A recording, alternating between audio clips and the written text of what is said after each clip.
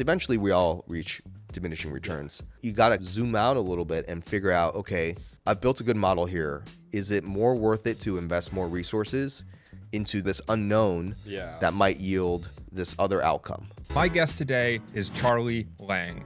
Charlie is a SaaS marketer with more than a decade of experience accelerating growth at some of the world's top companies. Charlie was previously head of demand gen at Lattice, a company that he joined at Series A and left at a more than $3 billion valuation. Charlie helped build the team that more than 15x'd revenue during his time there, and he is currently VP of Marketing at Kula. Today, we're going to learn from his experience scaling companies from under $1 million in annual recurring revenue to $100 million in ARR and beyond. Stick around to learn about poker math and how to apply it in marketing, the best cold outreach Charlie has ever received, and how AI is going to make this kind of thing a whole lot easier, the importance of process and documentation, and a whole lot more. If you get the process, the results will. Obviously, the results are important, but the results will come, right? There's a reason why everyone says trust the process, because the process is, I think, arguably more important than what shows up on the scoreboard, because there's macro factors that impact the scoreboard, things outside of your control. But if you focus on what you can control and building the chemistry and having the foundation in place, the rest will follow. Yeah, and like we were talking about before we hit record, thinking about things through poker math, right? Mm-hmm. My background where I started my career was equity derivatives trading, and my first exposure to poker was through that, where it's not like this seedy game you're playing and with a bunch of people with a couple drinks in them and losing a bunch of money. It was which does happen, by the way. Which does happen, yeah. But it was my head of trading using this to instill fast math and probability and help me understand this. And it's interesting with poker because a lot of sort of blackjack's probably this way too, right? The outcome is completely independent of the choice, right? Like you're trying to make the best probabilistic choice, which doesn't necessarily always mean you're going to win, right? There can be a crazy outlier, but you need to just be grounded in, okay, do the math. Is it A or B? Do A. And then independent of the outcome, you just have to continue doing that. Yeah, exactly. Like in poker, I played a lot of poker in college, and recently, since the pandemic, I've picked it up. I think one of the oddest things I always thought poker players did was that they would celebrate when they say they, like myself included, we would celebrate if we got the money in good, right? Let's say you're pocket twos, for example, right? And you got it in versus ace king. You have 52% chance to win, right? That's getting in good. Still pretty much a coin flip, but you got it in good because you got that 4% edge. You got value. If you keep, you got the equity value, right? And if you keep doing that over and over again, you're going to make 4% of all the money that you put in because the math is going to catch up. But even if they lose the pot, they're like, oh, it's fine. I got my money in good. I played well. And so I always thought it was really odd, but other people people that are not as familiar might think you lost the pot. You just lost a lot of money, right? But as long as you focus on getting in good, and I think it has applications to tech as well. If you do the right thing, don't worry about the macros. Like it's all going to even out, right? Yeah. You just got to focus on doing the right things. Yeah, and you get into even just taking that all the way into something super specific like running marketing experiments. If you're going to take the first experiment and then, oh, it didn't work, so let's move on. Like you're never going to iterate your way into anything successful. You have to be at the outset willing to do several experiments. And then that gets into things like bet sizing too. Like how do you think, okay, whether you got a $100,000 marketing budget or $1 million marketing budget or $100 million marketing budget, like you still have to figure out how do you size those bets and do those things. The numbers matter. And you really have to, I think to be a good marketer, like it's important to know the numbers. You can be the best corporate marketer, brand marketer in the world, but at the end of the day, you won't be able to succeed if you can't articulate the value that it brings, right? And so that's what separates world-class marketing leaders with folks that are really good at the craft, is just explaining to your leadership team what that value translates into. And if you can't quantify it, I guarantee you they won't be able to understand it as well. So regardless of what you're doing, whether it's product marketing, brand marketing, you got to be able to articulate the value. Like even if the value is things that you made up on a spreadsheet and the assumptions you're not basing it off of actuals, you can just start with assumptions and then get the measurement in place and then use that to quantify. But the numbers at the end of the day are what drives the business, and you need to be able to know your numbers in marketing. Have you ever read the book Super Forecasters? No, that seems interesting though. I read it when I was in college, when I was trying to interview for like investment banking jobs or and that kind of thing. It talks a lot about how, and I read this book now like 8 or 10 years ago, so I'm not going to remember all the specifics, but the TLDR as it remains in my brain is how incredibly close you can often get to estimating things back of the napkin just by thinking through a couple of inputs, right? Let's say you and I go grab lunch someplace here. And we can, okay, how much revenue does this place do? We can say, okay, we've been sitting here 30 minutes, 15 people have walked in, it's a Thursday afternoon. This is representative of probably a busy time. So maybe there are 3 hours a day that are this busy. And then maybe for the other half of the time, it's this. And we spent $48 and we didn't go that crazy. So maybe that's represent blah, blah, blah, blah. And then at the end of the, you walk this sort of thought process through, and then you start to back that out to, okay, so how much did they make in a day? How much did they make in a week? And then you can say, okay, well, we think they did 800 to 1.2 million in revenue, let's say. And the book Super Forecasters talks about this kind of stuff and how incredibly close you can get just by rough kind of back of the napkin stuff. What I'm getting at and what I'm curious about is when we talk about how important it is to know the numbers for marketing, do you think there's more value in, let's say, someone that's like financial background, like really a wizard with spreadsheets and models and can really prove it to the point that like a CFO would see it and they'd be like, okay, I get this? Or do you think there's more in that kind of being able to do that quick back of the napkin and say, okay, this marketing thing we're going to do, it's going to cost 48 grand. Like here are the 4 to 5 ways we're going to profit off. What obviously one has a higher perceived confidence than the other. I'm curious how you think about that between the like poker style shooting from the hip math, because you're sitting there and you're like doing this math at the table and then trying to make decisions, versus all the numbers have been crunched and checked and double verified and all that. Yeah, I think it's a great question. We're going through this ourselves as well, right? And I think there's different applications. I think that for larger decisions, you need to have put in the work, right? Explored all the different possibilities and be able to quickly explain why you're proposing a certain thing, right? I'll give an example. Recently, we've shifted our go-to-market approach to focus on a smaller set of accounts with more narrow personas, right?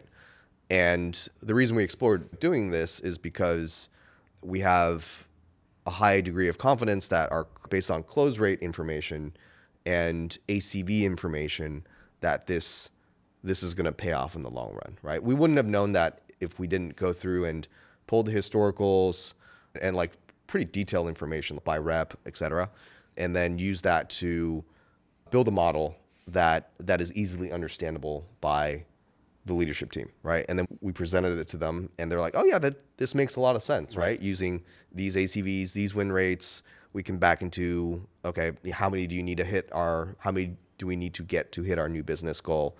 And then how much pipeline do we need? Pretty simple math, but you got to do the legwork there. So this is obviously a large decision, involves multiple teams, sales, marketing, success, et cetera. And you have to do that if it's a large decision, right, to get people bought in. Otherwise, people are going to call bullshit on you or think that this is not a well thought out plan. So I think the shooting from the hip math is more relevant for kind of day-to-day decisions, right? Deciding on what types of ad campaigns to run, where there's sometimes not a lot of data and you need to go out and get the data, right? I think where the shooting from the hip is important is how do you make decisions when the data is limited? One of my favorite classes in college, I was an econ major, was decisions under uncertainty, right? The more uncertain the decisions, the less information you have. And I think that's where you need to be an intuitive marketer to come up with what experiments to run in the first place in the absence of data. And intuition is based on experience. So I think both are important, but there's like different applications to when you would use it. Is that kind of what you've seen running growth? Yeah, I think that's an interesting, the way that made me think of it and the way that I would put it, I'm curious if you agree, is like the fast math, that's what you need on kind of the intra-budget decisions, let's say. Like we're going to spend 100 grand on paid this month, and now we're going to deploy that. And then, okay, should we see an opportunity to spend 5 or 10 grand, do this thing, and we think it's going to have, and then it's like, okay, well, if you went through the trouble of modeling that out, maybe the opportunity is gone. But yeah, you're totally right that it's, I think in many ways, there's even like what we were talking about with the podcast, right? Like we're setting up all this equipment, and it's, part of that is to hopefully record high quality audio and stuff. Hopefully this came out well.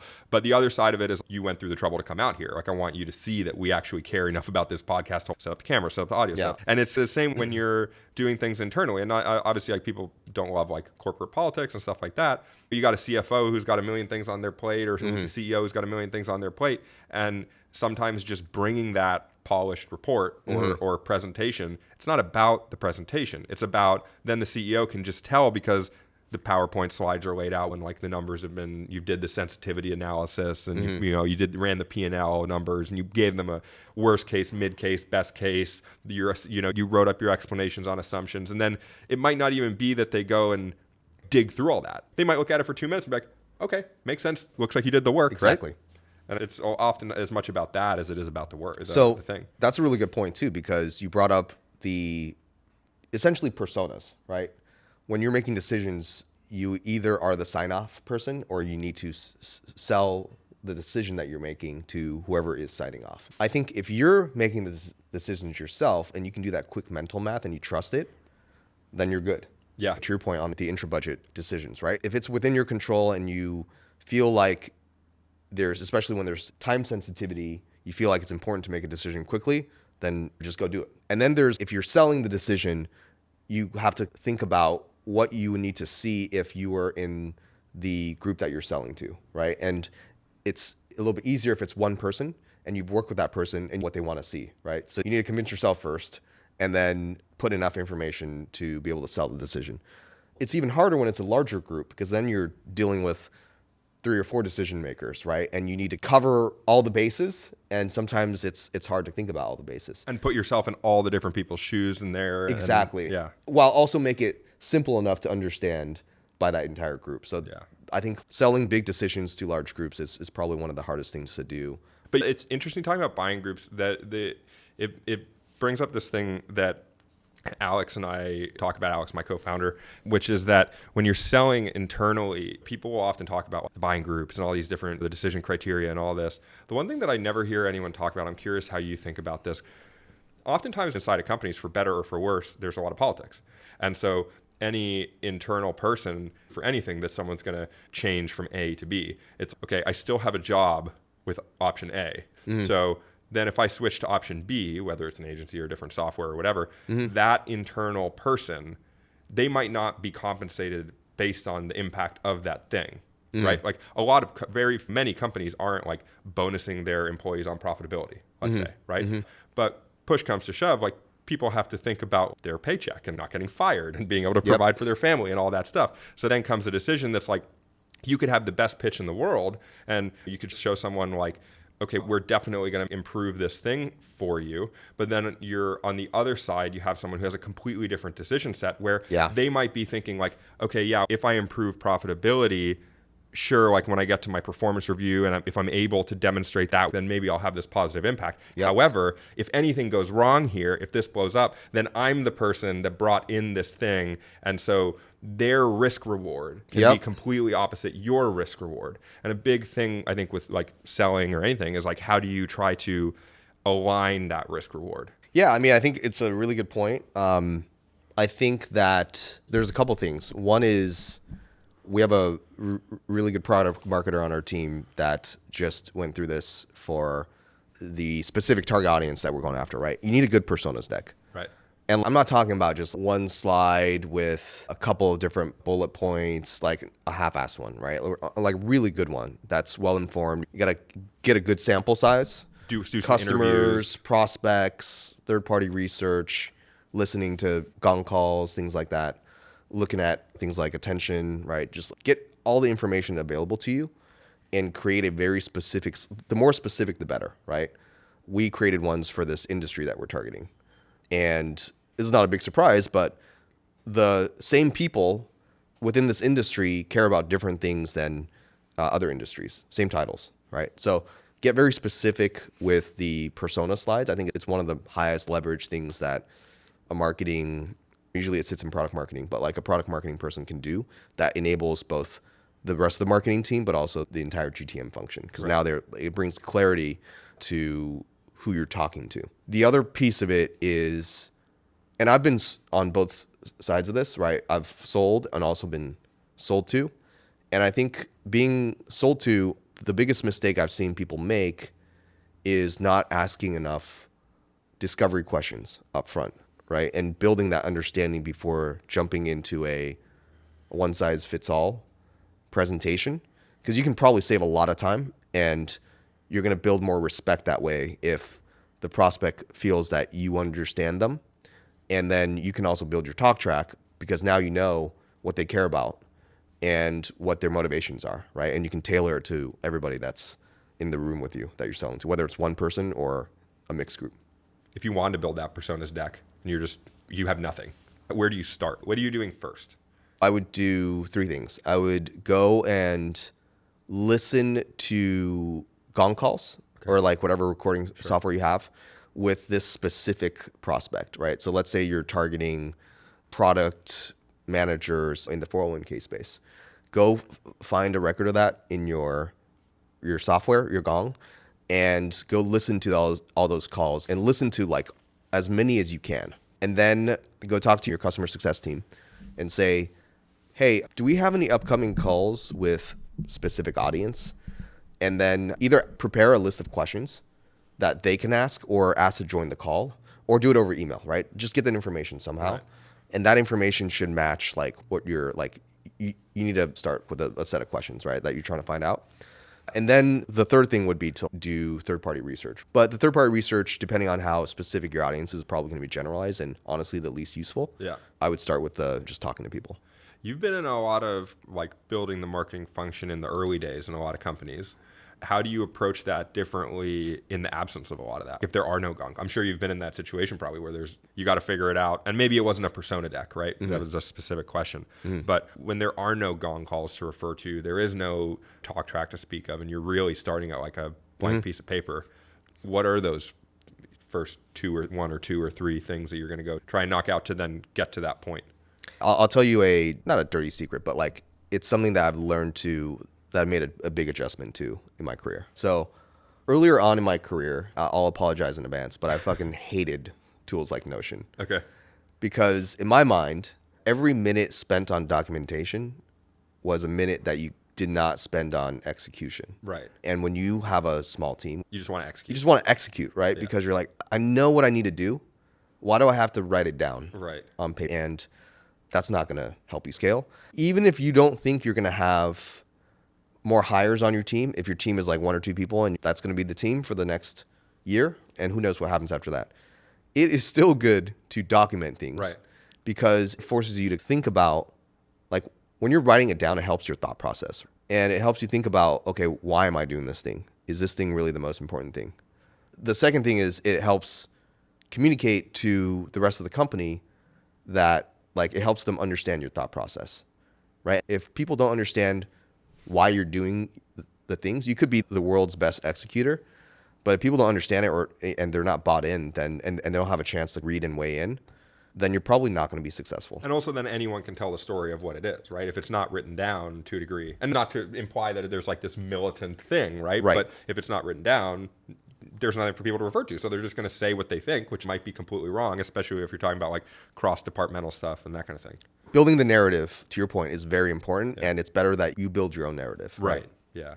So yeah, you've talked to a lot of marketers and GTM leaders. Like, how have you seen that approach happen? This is something that I'm trying to figure out, honestly, in our business and with the documentation stuff, right? Because we're not a software company, right? Like we're a professional services business. So everything has to be process and documentation. But then at the same time, the thing that we have to balance that with is you go on our website and it says we don't sell a package or a process, we sell a solution, which is true, right? The way that I always think about doing it is probably the lightest way to start. It's just go through the thing and write down each discrete step that you did. And even that action often, when you look at it on paper, you can be like, oh, whoa, I could consolidate steps 2 and 3. Like 4 becomes redundant because of step 7. Yep. And that's how we're trying to figure this out. Do you have any tips?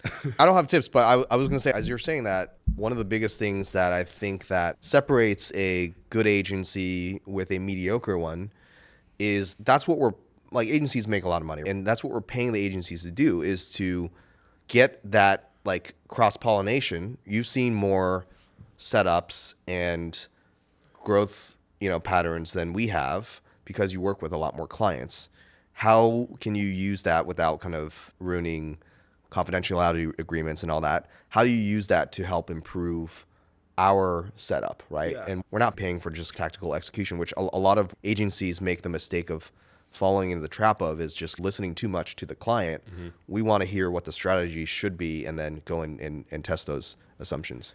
Yeah, it's a very tough tightrope to navigate as the agency when you're working in the startup world, because everyone's so busy. You have these teams where it's like probably there should be 2 times as many people on the team as there are at any given moment, because the goal is like, we're trying to triple this year and triple again, right? In this environment. Yeah, especially in this environment where you're not just dripping in venture capital. And so it can be a tightrope to figure that out, because you want to push the ball, you want to be proactive, and you want to push the client to the thing. But then you also want to be respectful of them and recognize that like they hired us so that they don't have to worry about this thing. Like the CEO doesn't want us bringing every little thing to them. And then you just got to read the room, figure it out. And it's definitely something that I think is where you're always trying to figure out in this business. And I think it just comes down to a lot of communication, a lot of framing, for like really pushing on how do you want this to work, and getting into that nitty gritty. But yeah, process. So much of it just like process is like the security blanket around all this other, like everything's so variable and everything's so in flux. And like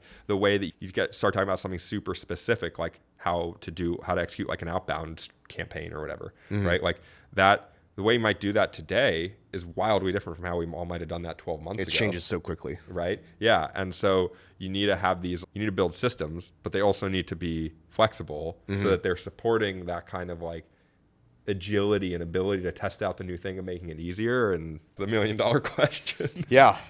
Speaking of kind of the variability, obviously the macros have changed a lot in the last 2 years, right? They flip-flopped with the funding environment being completely different, interest rates, all that jazz. And at the same time, we've obviously seen a huge influx of AI, right? That's what all the buzz is about. There's probably going to be a new wave of companies leveraging all the goodness that AI has come to develop. What are you seeing that GTM leaders, like what's top of mind for you, or for GTM leaders that you've talked to recently in, March 2024? Yeah, March 2024 was top of mind. I don't know if this has been directly said to me by a GTM leader, but connecting the dots of a lot of different conversations on what I'm seeing some companies that are just having crazy performance in this environment doing is, I think it's a lot of, in B2B at least. And I think this is also true for any business that's trying to transact on the internet, but really getting good at maximizing the value of people on your website, which sounds simple, but using tools like Warmly, let's say, or you can do it with other tools, but Warmly I like because they'll send you visitors on site like into Slack. And so then you can have this set up where obviously it's not going to identify 100% of visitors. That's what everyone will say. Oh, it's not right all the time. It doesn't need to be right all the time. Like, it can be right 1/10 of the time and have a ton of value. And so doing things like that where it's, okay, now everyone that comes to the website is referenced against our account list. And then if it's someone that's in our account list, sales gets notified.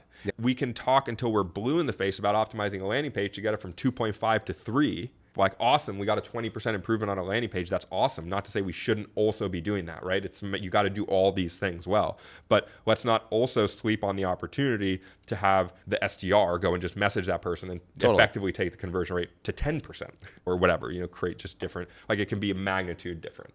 One of my mentors always, this was one of my favorite phrases that he would say is, reach the people that count, don't count the people that reach, right? Which brings me to the point, I'm a big fan of AI. I think it's the future. But the question I have to ask myself, or our GTM function, is, do we trust AI to be able to formulate an email or outreach sequence that with our highest value prospects? Like, we have a target account list. AI can help, but are we automating the whole thing? No way. We don't trust that, right? That's how you walk into a chainsaw. That's how you walk into a chainsaw, right? And if you only have like 5,000 accounts that you're targeting, let's make sure we put our best foot forward. So I think AI has come a long way in terms of augmenting and streamlining that process. But at the end of the day, we still need a human to click send. Yeah, and I think I think what you just said, I'm no like AI expert. I just work in marketing, and obviously we're all trying to figure out how to use it. And we have a couple of clients that are like doing some really cool stuff in like generative AI space and so on. So I just hear those guys talk, and I just shut up and listen, because they all they blow my mind anytime they start showing me stuff. But I feel like that there's just how would I put it? It's almost like a philosophical kind of misunderstanding that I feel sometimes with AI, where it's like obviously some people are afraid of it because they're like, okay, I'm going to get my job displaced. But with something like what you're talking about, would we trust it to send an email to our top prospect? No way. But why bother? Like, why? Because I think a lot about sales, because like when we started Opiscope, I was the SDR. That's all I did. I just spent the first 9 months of my job, all I did was email people. That's how I met you, right? Yep. And I tried all kinds of different things, all the way from super personalized, that's how I met you, calling out poker and using that in a cold email, all the way to the other end of the spectrum to sending super automated emails. And what you find is that if AI can make the email writing even just a little bit easier, the amount of output that you can get from an SDR is so much higher. And it's not even about output. Like, output's a thing, but of course, like, it's also about the outcome you drive. But it's that it can make the job so much more pleasant. Because when you're doing that SDR work and you sit down at your computer at 8 a.m, and you pull up Outreach and you have 74 emails to write, and then you finish the first one and you wrote a great email and you're like, okay, 73 more of those to go. So just the fact that AI can help get an email started, identify a couple of persona-specific pain points, do a little bit of research. Like, that can be the difference between an SDR doing a good job and a bad job, but also enjoying that work and being able to focus on the business thing that they're trying to do and not just write the email. Exactly. Yeah, I think AI is going to eventually might replace all of our jobs, right? I don't think it's anywhere near that. I think that it is a multiplier. Yeah. It's going to make the best even better, and it's going to make the reward for being the best even higher, because now instead of the best being 3 to 4x, they could be 30 to 40x, because a lot of their tasks can be streamlined through AI, right? It just makes them faster. And if you're good at making decisions, then that's just going to be a multiplier. 8 years ago now, I was working at Engagio, and Engagio at the time was very hot, right? ABM software got acquired by Demandbase, but it's moot. I think someone wrote me an email, and I wrote a LinkedIn article about it because it was such a great email. The email was titled "The Best Prospecting Email I Ever Received," right? And it got like a stupid amount of likes on LinkedIn. I think it was like 500,000 views. Wow. But essentially, I'm not going to ruin it. You should go take a look at it. But essentially, We'll link it in the show notes. Right. Yeah. We'll link in the show notes. But essentially, that email could have probably took that person like an hour to write. Right. And it worked because it got through. But today, it could probably be done in 30 seconds. Right. If you had the right algos plugged into the AIs. Yeah, I think it's going to make our jobs a lot easier. One thing I'm curious your thoughts on, as someone that's leading a team, and I'm sure you have a lot of people who are reporting to you who might be their first job, right? And I'm curious how you think about how AI impacts early career development. Because I've been thinking about this a lot, because we were talking about my background earlier. And so I didn't have a technical background in college or anything. Like, I didn't study computer science. I studied economics at a liberal arts school in Colorado. I was optimizing for like maximum time riding my bike and getting out of school in 3.5 years. So that was like, I was not trying to take all the advanced classes. Maybe I would do that differently now. But so I spent a lot more time like self-teaching myself stuff, especially once I started working. And then I was like, okay, I really have to learn this Python thing because it seems like it's going to be pretty important. And I started slowly. I read there's this one Python book that gets you started that's really well known that I'm losing the name of. And I read this book and I'm watching YouTube videos. And then I'm like, my brother is pretty savvy with coding and stuff. And so I would ask him questions. He told me, find a project that you can simple project that you can do. And then that was the big unlock for me, because then it was like, okay, I'm not just writing like a hello world Python script. I'm like doing a thing. And then it leads you to start Googling. And then you're spending all this time on Stack Overflow, which got killed by ChatGPT. And that was a very useful exercise. And now I still use Python every now and then. I'm not writing code all the time, but like our director of analytics and I were working on something the other day, and it was super helpful that I was able to just like, in this case, I used ChatGPT to write the code, but I was able to vet it and stuff. But what I'm getting at is that what I think is fascinating is generative AI, in a way, it makes the trade, like the skill itself, way less valuable, and the intuitive understanding much more valuable. Because now, if I wanted to go and learn, back then, I was trying to take, okay, let's say data source A and output it in spreadsheet format B for some file upload or whatever. And now I could just upload those two files to ChatGPT for all intents and purposes and say, make A look like B, and then get code. I'm curious how you think about that with early career development, because it's amazing that you can do that. And it sets this level playing field where you don't have to be this expert in Python or in coding to be able to have the same outcome. It's more about how you think about it. But there's still certainly a positive impact that comes from having that learning of figuring it out for the first time. What would your recommendation be to someone that reports to you or someone junior in their career that's trying to like upskill, and like how that might affect the way they go about that? I think there's two things. If you think about the work that AI is displacing, it's mostly grunt work, right? It's mostly manual, tedious tasks or things that take time that it automates. Great. What it is not currently capable of doing is replacing the strategy. So I think that the value that you provide is going to be even more heavily weighted, even earlier on in your career, on the strategy than the decision making. I would spend a ton of time just getting good at strategy, talking with marketing leaders, thinking about how they think, talking with industry experts, reading up on marketing tactics, right? Just being really good at things AI can't do. And the second thing I would probably recommend is, and this helped me like earlier on in my career, but it wasn't AI, it was like just being good at the systems, right? I was a marketing ops guy to start. I was a Marketo certified expert, Marketo champion, whatever, right? Like really good Marketo user. I was a really good Salesforce user because I realized that there were shortcomings in marketing automation that you could only leverage Salesforce to accomplish, such as workflows, such as formulas, things like that, right? Like just like things that were tactical, but made a huge difference in how good your marketing automation and operations could be. So I don't think that changes. I think you still need to be like really good at, you still have to stand out. Like your resume still has to stand out from all the others, right? Because now arguably it's going to be even more competitive, less jobs. So you have to do, like one or two things really well. What are those one or two things for you? AI is such a hot thing right now. Why not be really good at AI, right? Get credentials, get a deep understanding of how to use AI and when. Get and really I guarantee writing prompts and stuff like that. Get really good at writing prompts. So just be the world's best at one or two things. It can be AI, it can be something else, but I think that's how you stand out in this market, right? Similar to what you're doing here, right? With you didn't have to have a whole setup on the road, 3 cameras, like the best of the best equipment, and you brought that all in a lot of suitcases. Those 3 came with the studio, so Right. fortunately I only brought 2 bags. I think, and we were chatting before the show about this, is that's what makes you stand out, right? Because there's a lot of folks doing podcasts, there's a lot of folks doing all different sorts of content, but you recognize that like in order to stand out, you have to be just better than the others. Yeah, and I appreciate the compliment. Thank you.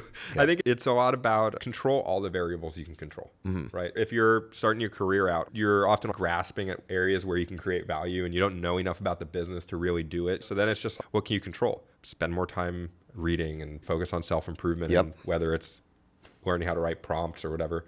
Talking about early career, one thing I was curious about is that I saw that your first job was at Google, right? Like a contract job at Google. And I don't know exactly what you were doing. I'd love to hear about it. But one thing I was wondering is, did just being on the ground that early at Google, back then, that was really early days of Google ads and stuff like that. Did you see something there that made you think, oh, okay, marketing is a direction I want to go? Or was it more like you just happened your way into marketing? I saw that and I was like, it must have been a pretty interesting time just to be in that room. Okay, so I'll give you, it's not as interesting, or it's a weird, I stumbled upon Google, right? Okay. To understand why I took that job I took that job, you have to understand what happened during college. We were talking about this before, right? So during college, I was not the best student, got terrible grades, and spent probably 2x or 3x more time on poker than I did at coursework, right? So what that meant was I didn't have a lot of experience. Like I didn't spend summers interning like I should have. I spent summers just grinding at online poker, right? It was a short-term beneficial for me, but long-term it probably set me back. My partner did completely the opposite, right? She was like a model student, did interns at Cisco, and was able to land a job, even in 2010 immediately, right? Yeah. And that was a couple years removed from the crash in 2008. And I think the environment was probably similar or even worse than it is today, right? Okay. So what that all meant was like, are you going to hire someone that just graduated college with no experience? You can imagine how well the interviews went. So I got calls, but I probably went on 50 or so interviews.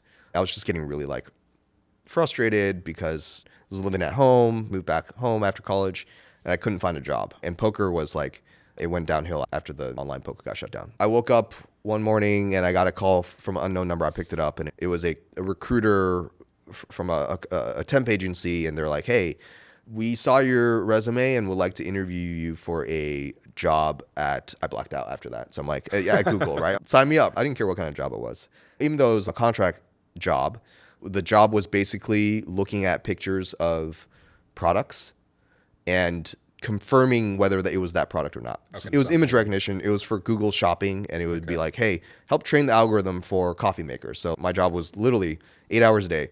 Is this a coffee maker? Yes or no? So some amount of the Google Shopping algo is Charlie's brain. All of it. No, I'm just kidding. So if you see a coffee maker out in the wild and it's not, it was probably a mistake on my part. That's awesome. But that wasn't really marketing. But I think what happened there was that because people saw Google on my resume, they were much more, that was my differentiator. They were willing to talk to you. They're like, oh, this person's working at Google. They must be able to do something. I was able to have a lot more conversations. Okay. And that's how I landed into my first job in marketing, was that there was a little company called Adaptive Planning, later Adaptive Insights at the time. And it was like a 60-person company, and they were willing to take a chance. And it was like super entry level marketing. But that's how I ended up in marketing. Okay, nice. And then what was your path from there? I was doing marketing ops before it was called marketing ops. Yeah. We did a lot of, it was an enterprise sales motion. So a lot of it was just email spray and pray and acquiring lists, cleaning up those lists. I got pretty good at Excel from doing that. Yeah. And then loading it into Eloqua at the time, which is a early marketing automation platform.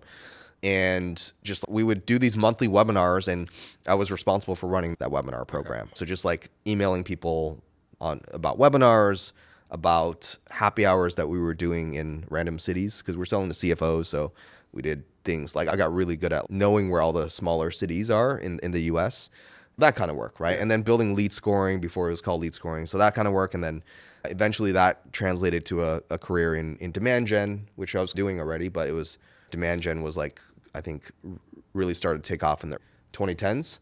And then just getting good at that, learning all there is to learn about demand gen, picked up how to do some ads to complement emails and then events.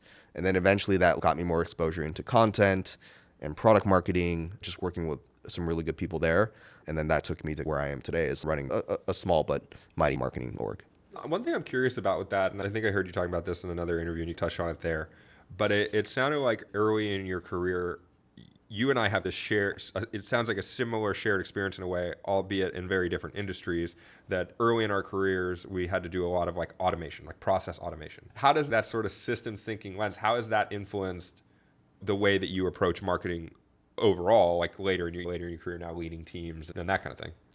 I think I like the word systems thinking, because basically you're trying to build a machine. What is marketing? If it's working correctly, it's supposed to be a revenue generating machine. So I think that line of thinking helps you focus on the why. A lot of times people get bogged down into the how and then the process, but like it forces, which is important, right? But it forces you to think about why you're doing things, right? And marketing and GTM for that matter, and businesses, it's just a giant problem set, right? So if you can articulate the why, which can be either revenue or a derivative of revenue. So a derivative of revenue would be like pipe gen. So why you mean the thing you're trying to impact, then you can reverse engineer and build a system to drive that outcome. And I think that's really important to think about, because that's how you ladder up and impact business goals. But if you can't, I think the system is important, but the why is the most important, right? And then just working backwards to solve the why. And probably like we were talking about earlier with something like documentation. Like if you're building these systems, you have to be able to stack the growth. You have to be able to move from, okay, we figured out motion A, whatever it might be. We're doing cold outbound. We do a webinar and it drives X pipeline. But you have to be able to think through that systematically and then build, stack, move on to the next one, pass it off to someone else, move on to the next one, and try and build these programs to keep that like curve up and to the right. Yeah. And also I think the systems is important, right? You want to, if you're focused on, let's use the outbound example, you're trying to build the world's best outbound engine for your specific vertical and your ICP. But once you've reached diminishing returns, eventually we all reach diminishing returns. Then you got to zoom out a little bit and figure out, okay, I've built a good model here. Is it more worth it to invest more resources into this channel? Or is it more worth it, like it goes into the decisions under uncertainty coursework that we're talking about. Is it more worth it to invest it into this or this unknown that might yield this other outcome? And then it becomes I don't know, what's the allocation, right? So in that sense, it's a little bit of intuition. We talked about shooting from the hip earlier. You have to shoot from the hip because you don't know this brand new thing, how it's going to work. And then you have to shoot from the hip on, okay, how much of a test do we want to do? How big do we want to go? And a lot of times, like, people make the mistake of not doing a big enough test. Yeah. Because if you're doing a half-assed test, you're not going to get the real results, right? Push a good chunk of your chips into this new test, and there's going to be a time where everyone has to do the new test. And you have to invest in it properly to get the proper signal on whether it's going to be worth it or not. Yeah, that's a great point that you caught. And I think that's a really good application for having that mental math background, like the poker math. Like, there is a motion to test at every level. Like, if you have $200, if you have $200,000, there is something that you can do with that budget. But an important part is figuring out, what table am I actually playing at, right? If you have $100 and you go sit down at a $100 a hand blackjack table, you're not going to be there very long. It doesn't matter if you're the best blackjack player in the world. But companies will often do that with marketing. You'll see this often in like high ACV SaaS, right? Where someone will say, okay, we have a $5,000 budget and we want to run this experiment. And then you'll say, okay, what is an acceptable CAC for you? And they'll say, it's, okay, 15,000. And then so you'll say, okay, so what you want us to do is you want us to go run it. Let's just walk through the math. You want us to run an experiment where the metric of if this succeeds is like, often, did we get a customer or did we get a demo booked or something? And you're telling me that the CAC that is acceptable is 15,000, and the amount of money that you're willing to allocate to the experiment is a smaller fraction of that. Like, you don't have to be a math genius to say that you're most likely, no matter how the best team in the world could deploy this experiment for you, right? But you probably won't have any signal value out of it because there's just not enough budget. Like, if you have a CAC of this, like, obviously your experiment budget probably has to be bigger than the CAC of one customer. Yeah. And it's interesting to see how, like, budgets can just get burned by sizing it too small, and then the objective was to save some money, but you ended up spending a lot more money along the way. Yeah, it becomes a distraction if you're not, like, the whole company has to be committed to these experiments, right?